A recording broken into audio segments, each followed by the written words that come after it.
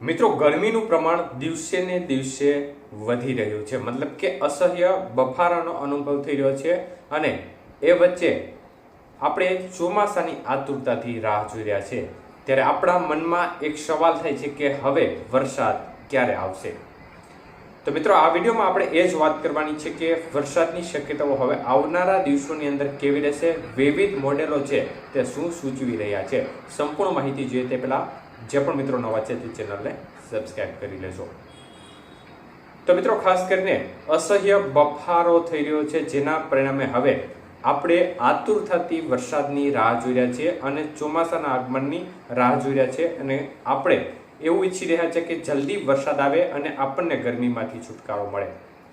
ત્યારે મિત્રો, latest weather મોડેલોની update મુજબ જોવા જઈએ તો IMD છે, એટલે કે ભારતીય હવામાન વિભાગ છે, તેમના અનુસાર 14, 15, 16 અને 17 તારીખ સુધીના સમયગાળા દરમિયાન, મતલબ કે જે તારીખો છે તેમાં વરસાદની શક્યતાઓ બતાવી રહ્યા છે.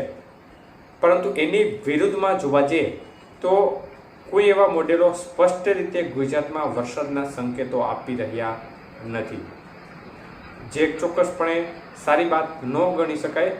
પરંતુ અત્યારની સ્થિતિ એવી બની રહી છે, IMDની અપડેટ છે, ચોક્કસપણે થોડી ભૂલ હોય અથવા તો તેમનું એક કોઈ અનુમાન હોય, પરંતુ અત્યારની સ્થિતિ પ્રમાણે IMD બતાવી રહ્યું છે તે પ્રકારની સ્થિતિ બને તેવી શક્યતાઓ અત્યારે ઓછી જણાઈ રહી છે.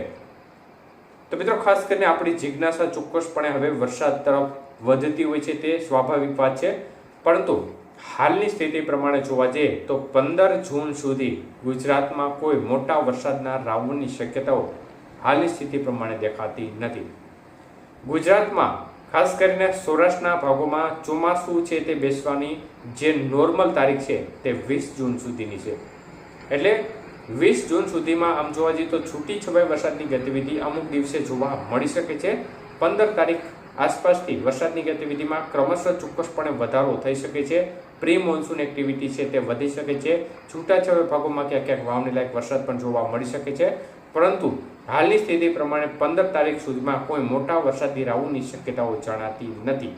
એટલે વાવણી લાયક વરસાદ માટે હજી પણ આપણે થોડી રાહ જોવી પડશે.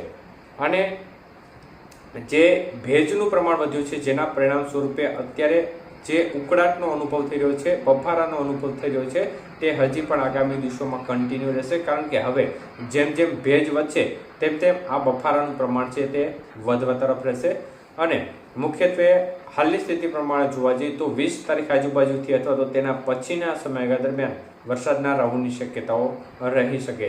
પરંતુ અત્યારની સ્થિતિ પ્રમાણે 15 તારીખ પહેલા ગુજરાતમાં કોઈ મોટા વરસાદી રાઉન્ડ આવે તે પ્રકારની સંભાવનાઓ જણાતી નથી. એટલે જે પણ મિત્રોએ આગોતરા વાવેતર કર્યા હોય, પિયતની જરૂર હોય તો ચોક્કસપણે તેમને પિયતની સગવડ કરવી, જેથી કરીને તમારા પાક છે તેમને કોઈ નુકસાન ના જાય. ધન્યવાદ.